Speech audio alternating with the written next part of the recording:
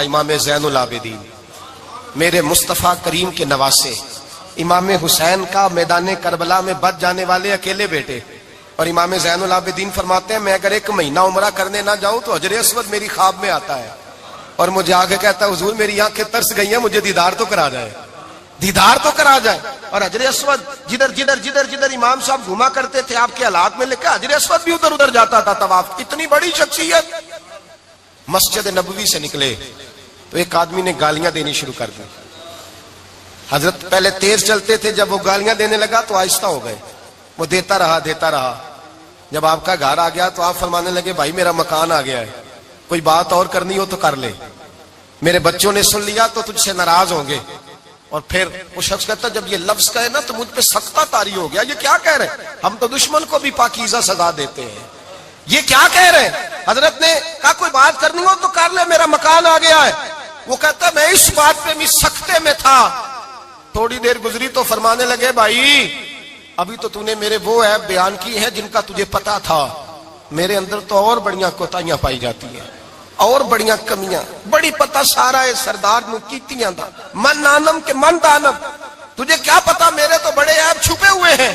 وہ شخص کہتا ہے مجھ پر دوسرا بم گرا تو پاک محبوب کا پاک نواسا، پاک فاطمہ کے پاک پوتے اندر گئے، کہنے لگے ٹھہر جا، جانا نا، رک میں آیا۔ کہتے اندر گئے، 1 بوتل سرکے کی لائے، 1 بوتل شہد کی لائے، 5 کلو کھجوریں لائے، میرے ہاتھ میں تھمائی، کہنے لگے تحفہ ہے۔ کہتے ہیں میں اب تو ماری گیا، میں نے کہا حضور یہ کیا ہے سارا کچھ، میں گالیاں دے رہا تھا۔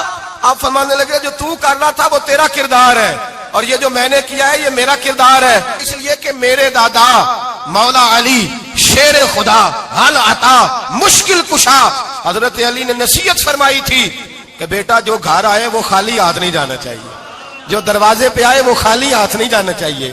حضرت پیچھے پلٹے تو وہ پیروں میں بیٹھ گیا، کہنے لگا حضور میں نے حسین کو نہیں دیکھا، میں نے علی فاطمہ کو نہیں دیکھا، میں نے مصطفیٰ کو نہیں دیکھا، پر آپ کو دیکھ کے لگتا ہے کہ ان کے اخلاق کتنے اعلیٰ ہوں گے، کتنے اعلیٰ ہوں گے۔ میں لعنت بھیجتا ہوں اس پر جس نے مجھے کہا تھا کہ زین العابدین کو برا کہو، کائنات میں اگر قصیدے پڑھنے چاہیے تو مصطفیٰ کی آل کے پڑھنے چاہیے، اگر تعریف کرنی چاہیے تو رسول اللہ کی آل کی کر۔ تیری نسل پاک میں ہے بچہ بچہ نور کا، تیری نسل پاک میں ہے بچہ بچہ نور کا، تو ہے نے نور تیرا سب گھرانہ نور کا۔ فرمایا آپ تو تعریف کے تو بھائی یاد رکھیں آپ بدلہ لے کے عزت نہیں کرا سکتے، عزت تو معافی میں ہے، معافی میں عزت ہے۔ حضرت بایزید بستامی کے ساتھ یہودیوں کا پیشوا رہتا تھا، زیادہ تر مخالفتیں حسد کی وجہ سے ہوتی ہیں، حسد بنیادی وجہ ہوتی ہے۔ قرآن مجید نے کہا محبوب یہ تیرے ساتھ جو زیادتی کرتے ہیں، معاذ اللہ بے ادبی کرتے ہیں، حسد من عند انفسہم، ان کے دلوں میں تیرا حسد ہے۔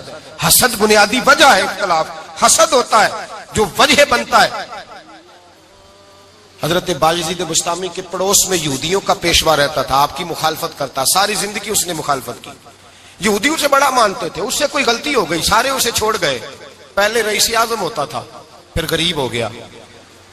ایک دن حضرت بایزید بستامی گھر آئے تو بچے کے رونے کی آواز آئی، زوجہ سے پوچھنے لگے اس کا بچہ کیوں روتا ہے؟ تو کہنے لگی آپ کو پتہ ہے نا اب لوگ اسے چھوڑ گئے ہیں تو گھر میں دیا نہیں جلتا، بچہ چھوٹا ہے اندھیرے میں روتا ہے۔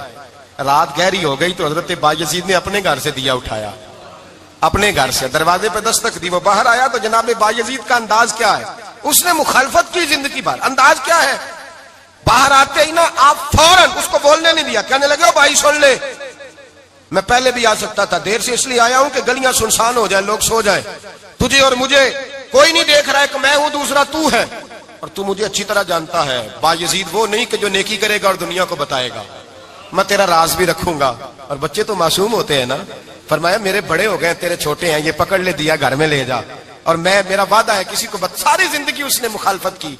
وہ شخص کہتا ہے مجھے بولنے کا موقع ہی نہ دیا، دیا دے کے چلے گئے۔ اگلی شام پھر آئی، رات گہری ہوئی تو پھر دروازے پہ دستک ہوئی، میں باہر گیا، نیا چراغ، نئی بتی، نیا دیا، کہنے لگے دیکھ کوئی نہیں دیکھ رہا، میں اس وقت آیا ہوں جب تنہائی ہو اور تو مجھے جانتا ہے، میں غلط بات بھی نہیں کرتا، یہ دیا رکھ لے، میں کسی کو بتاؤں گا بھی نہیں۔ کہتے چلے گئے۔ تیسرا دن آیا تو وہ یہودی کہتا ہے میرے صبر کا بندھن ٹوٹ گیا، میں ٹوٹ گیا، ان کی نیکی نے مجھے خرید لیا، ان کے معاف کرنے نے ان کی عزت میرے دل میری روح میں بڑھا دی، کہتے ہیں جب دروازے پہ دستک دی میں باہر آیا, انہوں نے دیا تھمایا, کہنے لگے دیکھ بھی کوئی نہیں رہا, اور تو مجھے جانتا ہے میں مصطفیٰ کا غلام ہوں, میں جھوٹ بھی نہیں بولتا, میں بتاؤں گا بھی نہیں, تیرا راز رکھوں گا. کہتے ہیں انہوں نے دیا تو اس یہودی پیشوا نے شور مچانا شروع کیا, کہنے لگا مسلمانوں باہر نکلو, یہودیوں باہر آؤ, عیسائیوں باہر آؤ. شور مچ گیا, لوگ چھتوں پہ چڑھ گئے. کیا ہوا کیا ہوا؟ کہنے لگا یہ بایزید ہے, میں یہودیوں کا پیشوا ہوں, میں نے ساری زندگی جھوٹے الزام لگائے, ساری زندگی اس کو بدنام کرنے کا ہر حربہ استعمال کیا, جو مجھ سے بن سکتا تھا میں نے کیا, پر یہ عجیب شخص ہے, یہ پرسوں بھی مجھے دیا دے گیا ہے, آج بھی دے گیا ہے, کل بھی دے گیا ہے, میں ساری زندگی اسے رلاتا رہا, اور اس نے میرا چھوٹا سا بچہ بھی میرے بچے کا رونا بھی اس سے برداشت نہیں ہوا. میں تم سب کو گواہ بنا کے کہتا ہوں میں جھوٹا ہوں, بایزید سچے ہیں, ان کا مذہب بھی سچا ہے, قرآن بھی سچا ہے, اسلام بھی سچا ہے, اور جس مصطفیٰ کا یہ کلمہ پڑھتے ہیں وہ محبوب بھی بڑا سچا ہے, یہ سچے دین کے ماننے والے ہیں. کہنے لگے میں تمہیں گواہ بنا کے مصطفیٰ کا کلمہ پڑھتا ہوں اور تمہیں بتاتا ہوں کہ آؤ سارے در رسول پہ جھک جائے. بھائی یاد رکھیں, سمجھیں, غور کریں, عزت درگزر سے, اب اس پر میں زیادہ بات نہیں کر سکتا, عزت درگزر سے ملے گی. ایک تو آپ کو عزت عاجزی سے ملے گی, تقوی سے ملے گی, عزت درگزر سے ملے گی, عزت قناعت سے ملے گی, عزت کم بولنے سے ملے گی. اور اگر زیادہ عزت لینی ہے اور عزت اتنی لینی ہے کہ چھا جاؤ دنیا میں, اگر چھا جانے کا شوق ہو نا تو پھر رب فرماتا ہے میرے مصطفیٰ کی غلامی کر لو, پھر میرے نبی کے ہو جاؤ. قل ان کنتم تحبون اللہ فاتبعونی یحببکم اللہ. فرمایا تم میرے نبی کے ہو جاؤ, دنیا بھی تمہاری اور دنیا بنانے والا خدا بھی تمہارا ہو جائے گا. تم میرے غلامی مصطفیٰ میں عزت ہے, رسول اللہ کی نوکری میں, اور قسم اللہ کی بڑی عزت ہے, بڑی عزت ہے, بڑا وقار ہے, بڑا پیار, بڑا حسن ہے, بڑی رعنائی ہے, بڑا ٹھہراؤ ہے. یار وہ جو لوگ کہتے ہیں نا میں پتہ نہیں کون ہوں, کہاں کا رہنے والا ہوں, یار نہیں لوگ پوچھتے تو کون تھا, تیری برادری کیا ہے, تو کہاں کا ہے, نہیں پوچھتے.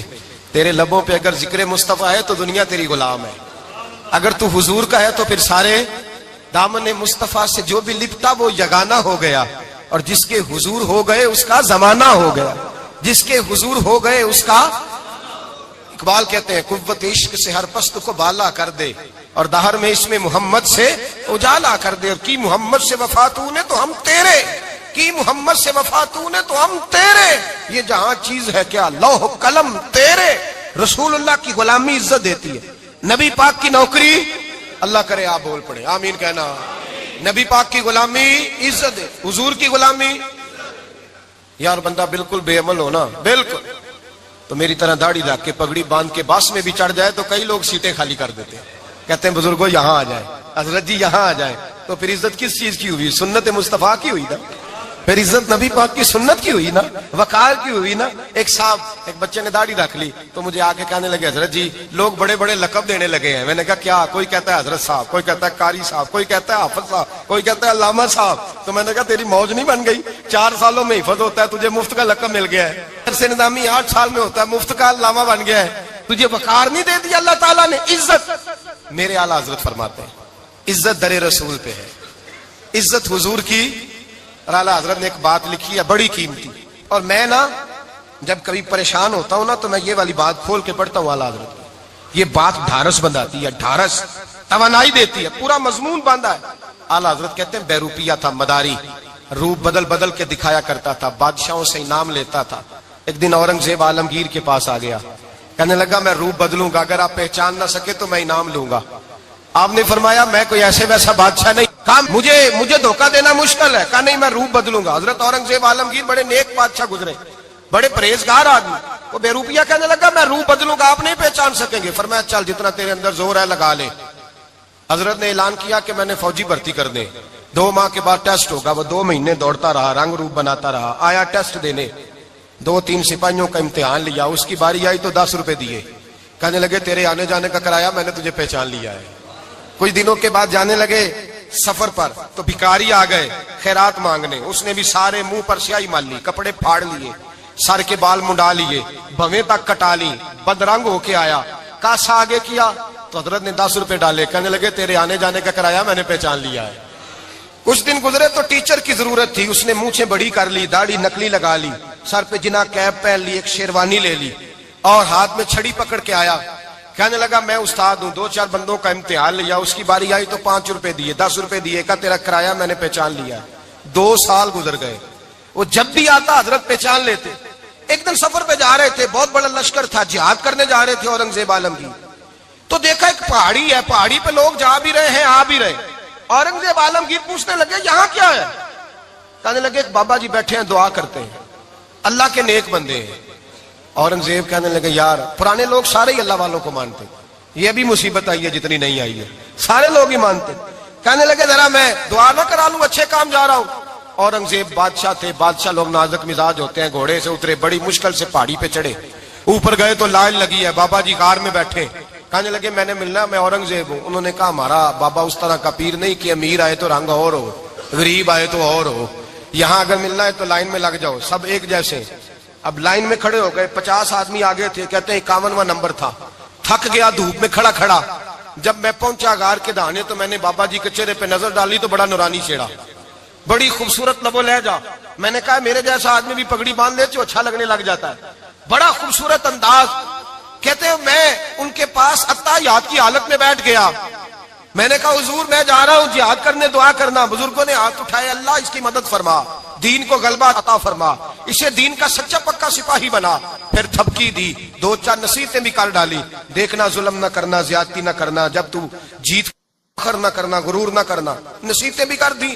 کہتے ہیں اب جب میں اٹھا تو 2-4 دینار بطور نذرانہ مسلح کے نیچے رکھے، اور الٹے قدم جب میں غار سے اترا انہوں نے رومال جھاڑا اور اٹھ کے کھڑے ہو گئے، کہنے لگے آج نہیں تو نے پہچانا، آج نہیں تو نے پہچانا، میرا ہی نام بنتا ہے، آج نہیں پہچانا، لا پیسے۔ اورنگزیب کہنے لگا یار تو نے حد کر دی، کہاں چڑھا کہاں کھڑا رہا، دھوپ میں تھک گیا، کمال کر دی بھائی تو نے، بتا تو کیا لے گا، اب تو دیکھ جلدی بتا، اب کتنے لوگ پیچھے دھوپ میں کھڑے ہیں، لشکر سارا کھڑا ہے، کیا لے گا؟ اس نے کہا سب سے قیمتی ہیرے وہ ہیں جو تیرے سر کے تاج میں لگے ہوئے ہیں، مجھے تیرا تاج چاہیے۔ او بھائیو سننا اور یاد رکھنا، میرے اعلیٰ حضرت کہتے ہیں بادشاہ نے سر کے اوپر سے تاج اتارا، بہروپیے کے قدموں میں رکھا اور کہنے لگے یہ لے، اور یہ تو تیرا مانگنے پر میں نے دیا ہے نا، میں واپس آتا ہوں تو آنا میں اپنی مرضی سے بھی تجھے دوں گا، تو نے اورنگزیب جیسے بندے کو دھوکہ دیا، آنا میں اس وقت بھی دوں گا۔ وہ دے کر بس بات ختم ہو گئی، حد ہو گئی، دے کر کہتے ہیں جب میں پلٹا نا واپس، بہروپیے نے آواز دی بادشاہ ٹھہر جا، تو میں نے پلٹ کے دیکھا تو کہنے لگے یہ اپنا تاج لے جا، اٹھا اور لے جا۔ میں نے کہا 2 سال بیت گئے تجھے محنت کرتے، آج قابو آیا تو لے جاؤں، کہنے لگا لے جا، مسئلہ سمجھ میں آ گیا۔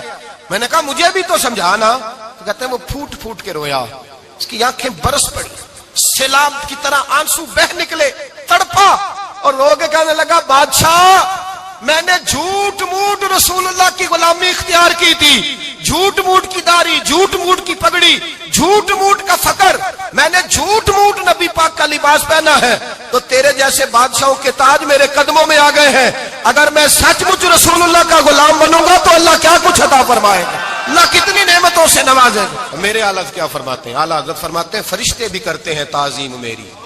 کون جی؟ اللہ۔ ایسا عقیدہ بھی کم ملے گا جو بریلی کے امام کا عقیدہ ہے، ایسا بھی کم، کہتے ہیں فرشتے بھی کرتے ہیں تعظیم میری، کیوں؟ فرمانے لگے فدا ہو کے ان پر یہ عزت ملی ہے۔